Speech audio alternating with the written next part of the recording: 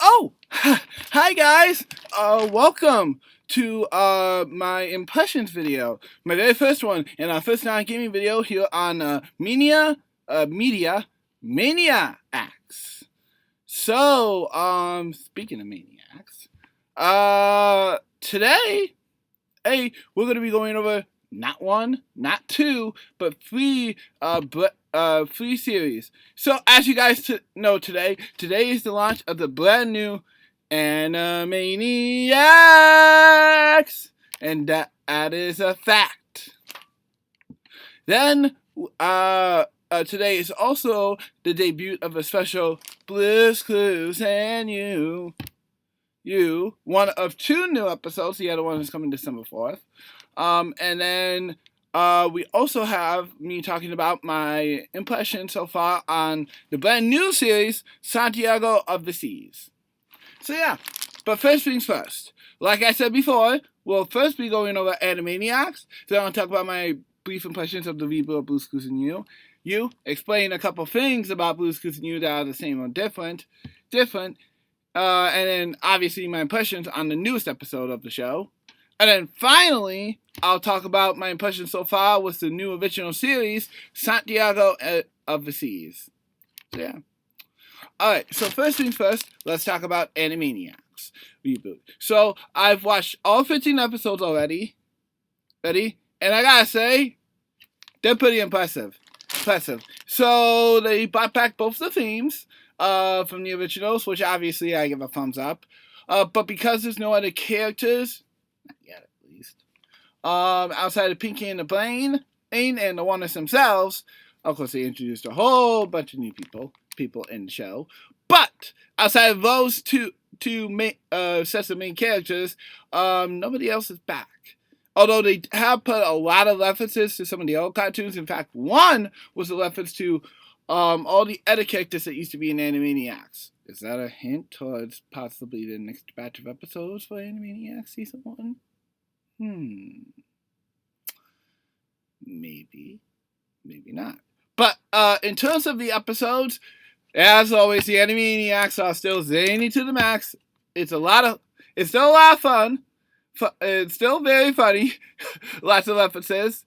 I will say that it's a bit of political stuff. So if you're that type of person that doesn't like political stuff in your cartoons, I might recommend not watching. Although I will say the original also had a bit of political stuff as well.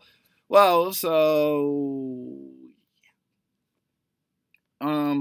it's not as bad as you think it is. It's just like mocking and making fun of stuff. So yeah. But if you guys want to watch that, I recommend watching the original first and then watching the reboot. If you are new to Animaniacs in general. But yeah, other than that, it is a fantastic reboot in my personal opinion. Probably one of the most impressive ones I have seen. In terms of in general cartoons, for a long time. I recommend all 15 episodes. They are very funny, still impressive, and of course, poor Blaine still hasn't taken over the world yet. You think 22 years later he would have. Oh, and also for the first episode, spoiler warning, slightly. They also make fun of a couple other reboots with a parody song. Of course. It's still pretty meta, like always.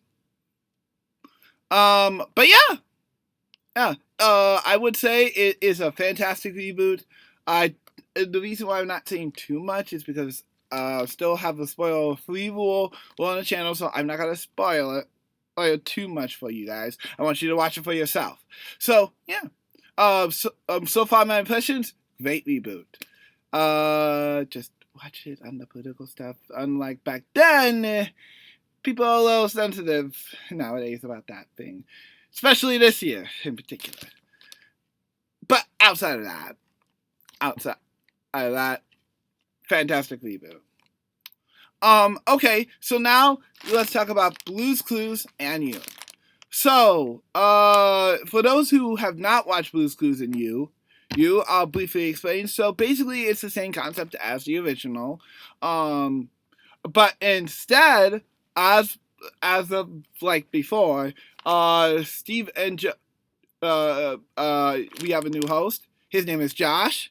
His full real name is Josh Day Clues, but he's Josh in the new series for Blue's Clues and and he is Steve and Joe's cousin. Steve and Joe are going to be making an appearance in the next episode that Nickelodeon has said we're going to be getting. So in that episode of Blue's Clues and Steve and Joe will return for a guest cameo, but Steve himself is actually writing that episode. Has written that episode in particular. So he has been involved with a lot of the show in general, even before that episode in particular. So yeah, this should be interesting. But Blue's Clues and still has pretty much the same concept as the original. Now, as for in general for Blue's Clues and some things have changed, but mostly stayed the same. So the handy dandy notebook is now a notebook on the front side, and Josh still draws the clues on that side. And then it has a phone on the other side. So yeah, it's a notebook cell phone. Interesting, I know. And for those who are wondering, don't worry, Josh is still receiving letters in the show for mail time. So it's not like they've totally ditched the letters thing. It's a mixture of both, kind of like nowadays. Why like we still have physical letters. I know people are trying to come back on paper and stuff, but yeah, there's still physical letters like always. And of course, there's still the Blue Sky 2, Weekend 2, and all that. So yeah. But I recommend you watch the episodes yourself and take a verdict. Take a verdict for your own. So, but for today's episode, it is a fantastic episode. So, basically, they're making a special thing for Josh's grandma. I'm not gonna say what because I want you guys to watch it for yourselves. But it is fantastic. There was one clue that I'm pretty sure everybody's gonna remember from the Blues Treasure Hunt episode, so that aired earlier this year. Which was, by the way, made for Santiago and overseas, which I will get to in a little bit. But yeah, the episode was fantastic. I think the skidoo and all the music and stuff was fantastic. And Josh's grandma can sing. Man. Kelfe, I'm not sure if you ever watched this, but if you do, you did a great job. In my opinion, acting as Josh's grandma. She doesn't appear to the very end, but she did a pretty good job. So yeah, I actually really enjoyed the episode. So way to go, Nick. But the next episode after that, obviously, we'll see how that goes. But yeah, so those are my impressions. Great episode today. Good job, Nick. Again, I'm trying to not spoil too much for long-time adult fans of Blue's Clues. So yeah, you're gonna have to watch that one yourself. The episode won't be up in general for on demand until tomorrow. So for those who are waiting to purchase it, you'll have to wait and see. Because Nickelodeon doesn't do it until the day after. That's actually for most networks. So you'll have to wait unless you recorded it. So yeah.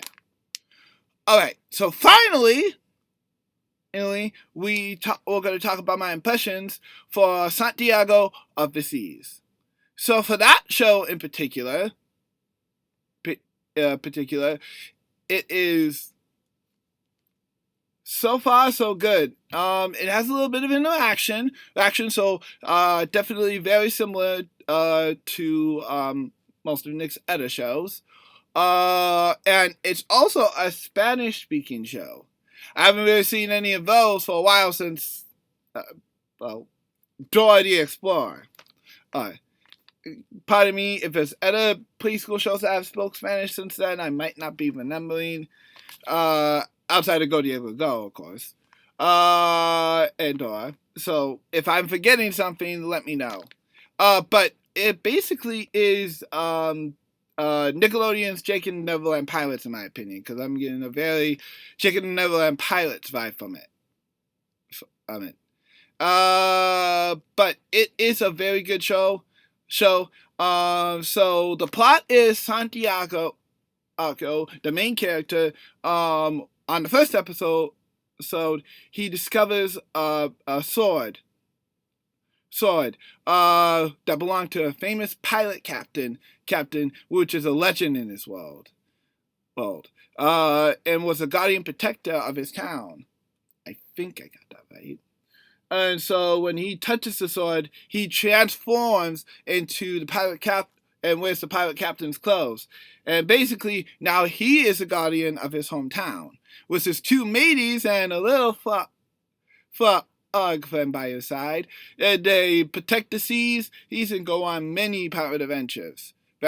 So far, Nickelodeon has been doing it every other weekend. I would assume they're trying to spread out the episodes. Although, since this is a new original series, unlike Blue's Clues and You and all that, they've been heavily promoting it. They've been doing a wonderful job not doing spoilers. Just so you guys know, with Blue's Clues and You, in comparison, they've spoiled quite a bit. But that's probably just because Blue's Clues is very popular, unfortunately. So, yeah. But I will say this. So far, so good. The show is wonderful. Like I said, there is a little interaction here and there. And as I said, it's Latin and Spanish. So, definitely a show I recommend watching for your kids if you're looking for something from Nickelodeon that has been that is similar to Dora the Explorer in terms of speaking different languages. I would definitely recommend Santiago of the Seas. It is a wonderful show. The voice cast is great, and I just think it's really definitely a great adhesive. If your kids are a fan of Jake and Never Pirates, in my personal opinion, they'll love Santiago of the Seas. So that's my impressions on all three things. The two reboots, as well as Blue's Clues and You's today's episode, as well as Santiago of the Seas. So far, so good. Of course, I'll keep an eye on these reboots, and I might do a full review on Animaniacs this season later on once I know for a fact that there's more episodes coming. They said that there's 2 seasons, so yeah, we'll see. But yeah, but obviously I will be back with a brief impressions later on after December 4th for the Blue's Clues and You episode. So that which features Joe and Steve. But yeah, that's all for now. Very short 15-minute video. But yeah, obviously there's still my Ethan's Game Awards one, and later on today there will be Chop Makers. It's split up into 4 parts, so they will be all split out throughout the day and possibly Saturday. But yeah, I'll see you guys later, and this is yours truly, DJ MusicClues, signing out for now. See you guys later.